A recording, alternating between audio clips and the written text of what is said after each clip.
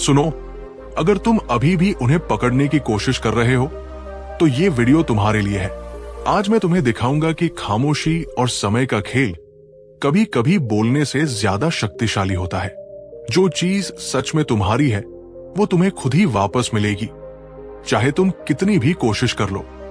इंतजार करना, खुद को संभालना और धैर्य रखना, यही असली शक्ति है।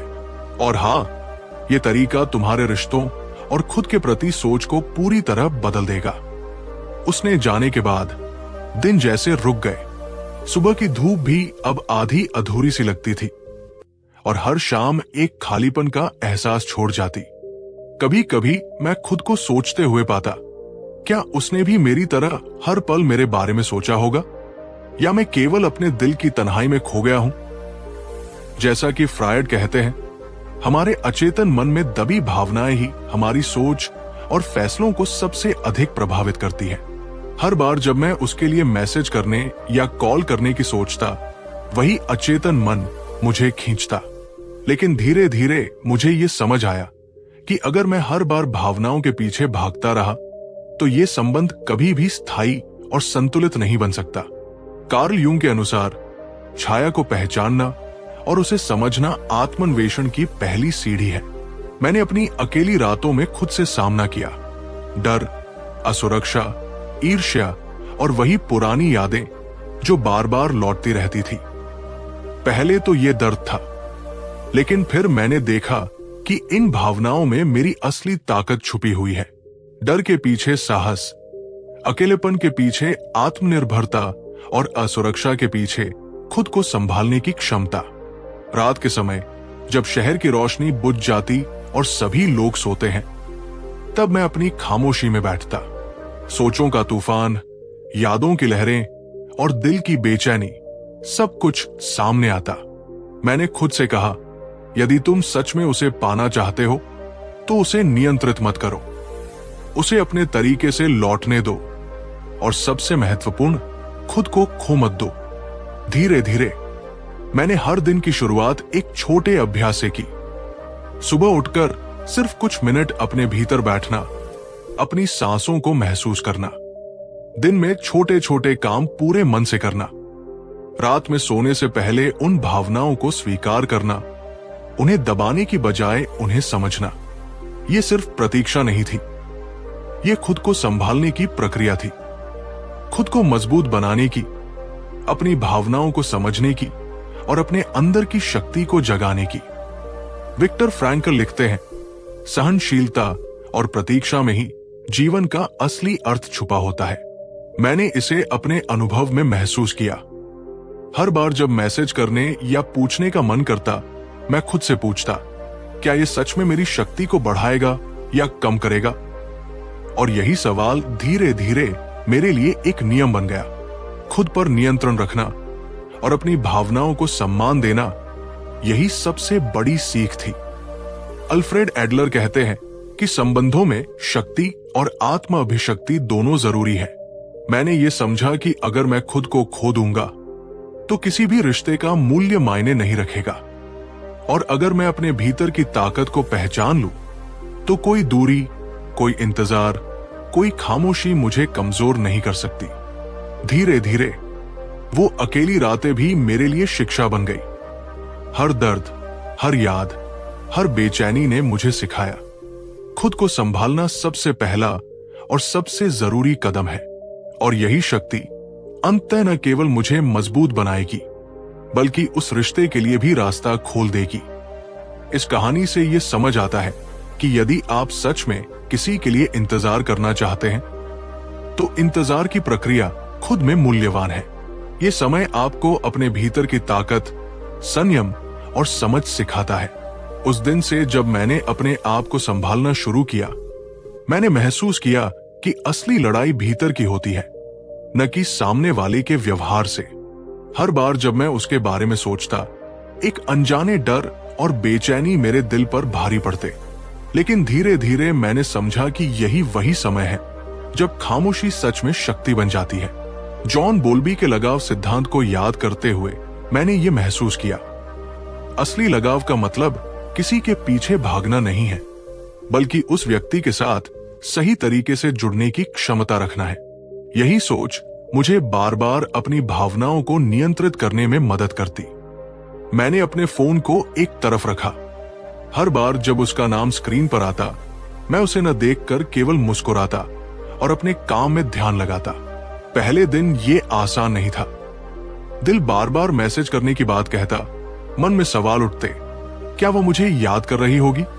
क्या वो लौटेगी? लेकिन मैंने खुद से कहा, अगर उसे लौटना है तो वो खुद लौटेगी, और अगर नहीं तो ये भी तुम्हारे लिए एक सीख है।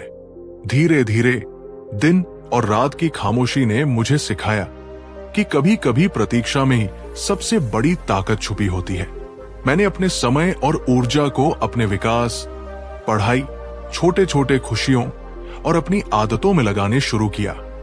ये महसूस हुआ कि मैं अब केवल प्रतीक्षा नहीं कर रहा, बल्कि अपने भीतर की शक्ति को जागृत कर रहा हूं। रात के समय जब सारी दुनिया सो जाती, मैं अपनी खामोशी में बैठता, उन यादों और भावनाओं का सामना करता। पहले तो ये दर्द था, लेकिन धीरे धीरे ये शिक्षा बन गई। मैंने महसूस किया कि यदि मैं खुद को संभालना सीख जाऊं, तो कोई भी रिश्ता, चाहे वो कितना भी टूट चुका क्यों न हो, स्वाभाविक रूप से लौट सकता है। विक्टर फ्रैंकल लिखते हैं, असली अर्थ जीवन में प्रतीक्षा और सहनशीलता में खोजा जाता है। मैंने इस प्रतीक्षा को केवल इंतजार नहीं माना, बल्कि अपने जीवन का सबसे महत्वपूर्ण अभ्यास बना लिया। हर बार जब मन करता कि उसे याद करूं या संपर्क करूं, मैं खुद को रोकता और सोचता, क्या यह वास्तव में मेरी शक्ति बढ़ाएगा? धीरे धीरे मैं अपनी भावनाओं और खामोशी को समझने लगा। मैंने महसूस किया कि जो चीज वास्तव में मेरी है, वो मुझे अपनी गति से वापस मिलेगी। और सबसे बड़ी बात, मैं अब किसी भी बाहरी संकेत या संदेश का मोहताज नहीं था। मेरी खुशी, मेरी शांति और मेरी शक्ति अब मेरे भीतर थी। अल्फ्रेड एडलर कहते हैं, संबंधों में शक्ति और आत्मा अभिशक्ति दोनों अनिवार्य है। मैंने इसे अपने अनुभव में समझा। खामोशी में रहकर, खुद को संभाल कर और अपने भीतर की ताकत को पहचान कर, मैंने ये जाना कि असली नियंत्रण किसी और पर नहीं, बल्कि खुद पर होता है। इस प्रक्रिया ने मुझे ये भी सिखाया कि इंतजार और खामोशी में धैर्य रखने वाला व्यक्ति ही रिश्ते में सबसे मजबूत होता है। वो व्यक्ति जो दूसरों के दबाव में नहीं, बल्कि अपने भीतर की समझ और संयम के साथ प्रतीक्षा करता है, वही अंततः अपने रिश्ते में संतुलन और सच्चाई ला सकता है।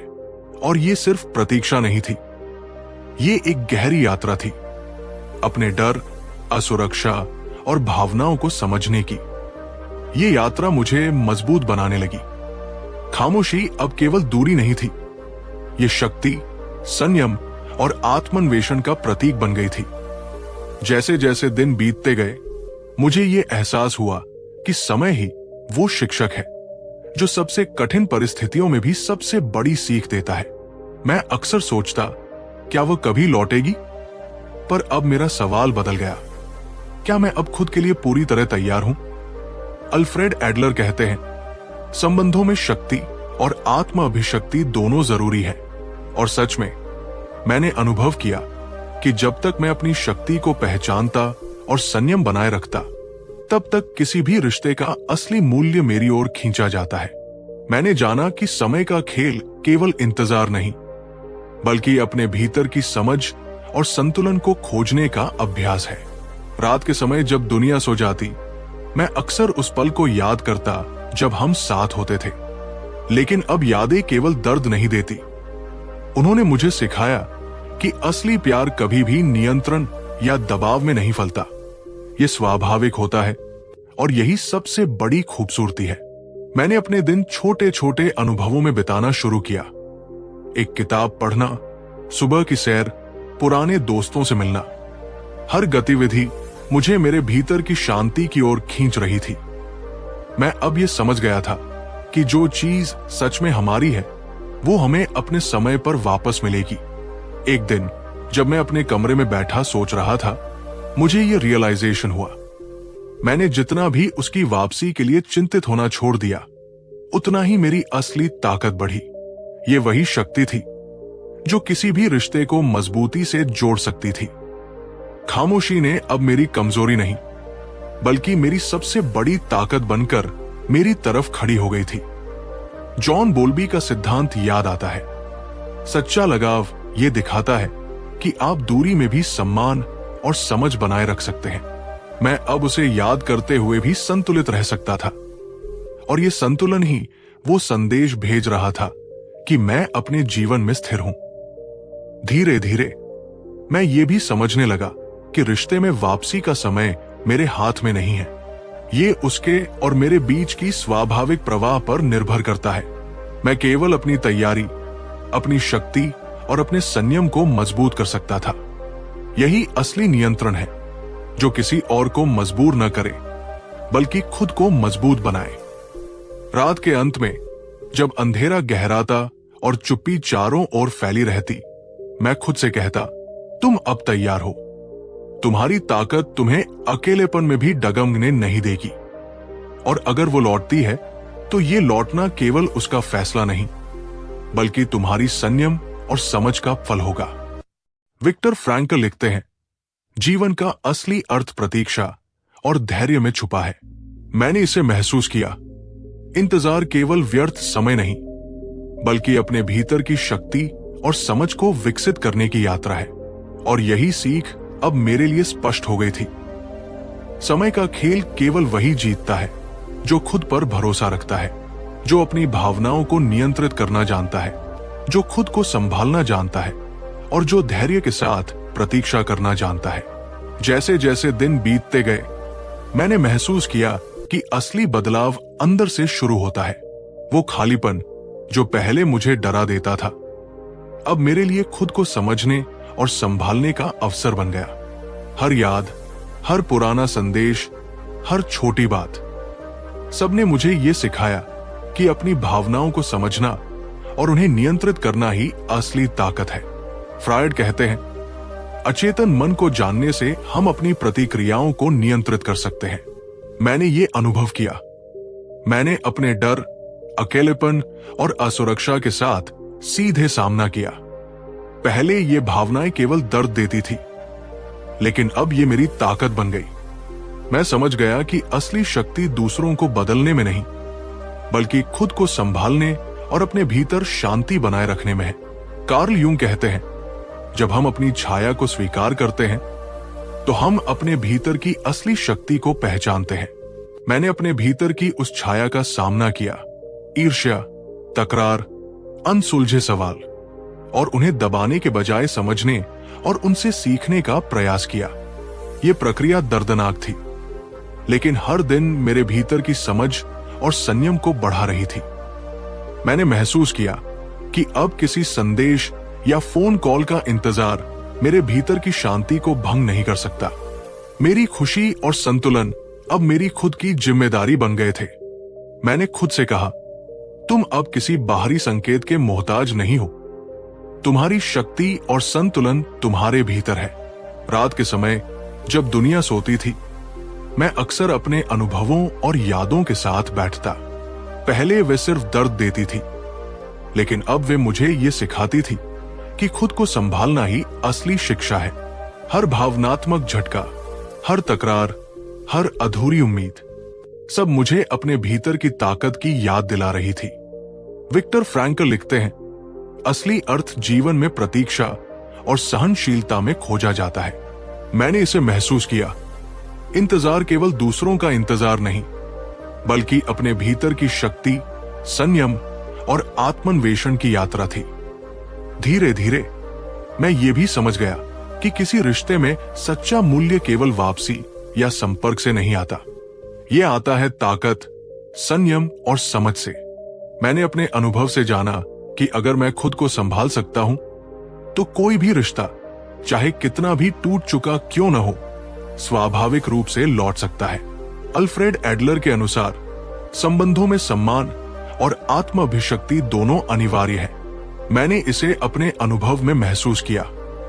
अब मेरी खुशी किसी संदेश या किसी की प्रतिक्रिया पर निर्भर नहीं थी। मेरी खुशी, मेरी शांति और मेरी ताकत अब मेरे भीतर थी। इस पूरे समय ने मुझे ये सिखाया कि असली बदलाव भीतर से आता है और यही बदलाव अंततः रिश्तों, जीवन और खुद के प्रति दृष्टिकोण को स्थायी रूप से बदल देता है।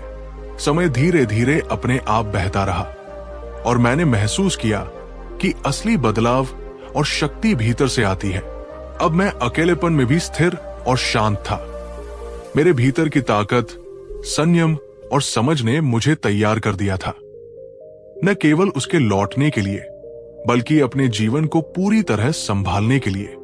एक दिन जब वो खुद लौट आई तो ये केवल उसकी वापसी नहीं थी, ये मेरे संयम, धैर्य और आत्मन्वेषण का प्रतीक था।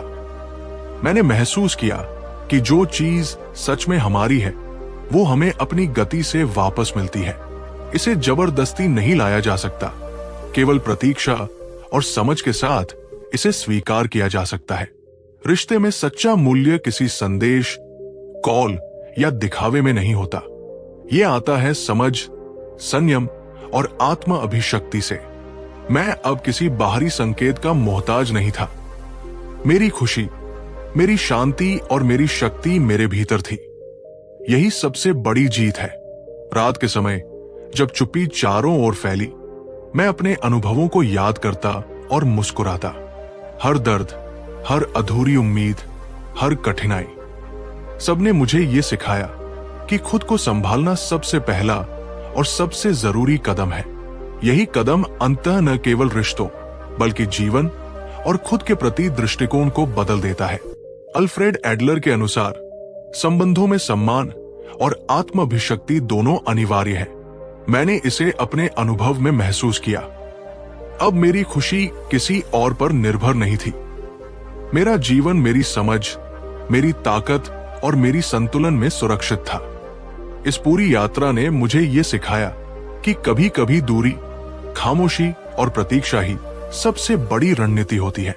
किसी को मजबूर करना या जल्दबाजी करना केवल संबंध को कमजोर करता है, लेकिन जब आप शांत रहते हैं, खुद को मजबूत बनाते हैं और धैर्यपूर्वक प्रतीक्षा करते हैं, तो वही व्यक्ति आपके पास स्वाभाविक रूप से लौटता है और वो लौटना सच्चा, मूल्यवान और स्थायी होता है। और सबसे महत्वपूर्ण सीख, सच्ची ताकत दूसरों को नियंत्रित करने में नहीं बल्कि खुद को संभालने और अपने भीतर की शांति बनाए रखने में है। यही असली जीत है। यदि आपको ये वीडियो पसंद आई हो तो कृपया इसे लाइक, शेयर, कमेंट और सब्सक्राइब करें। मिलते हैं फिर एक और नई प्रेरणादायक कहानी के साथ अरु स्टोइक साइकोलॉजी चैनल पर।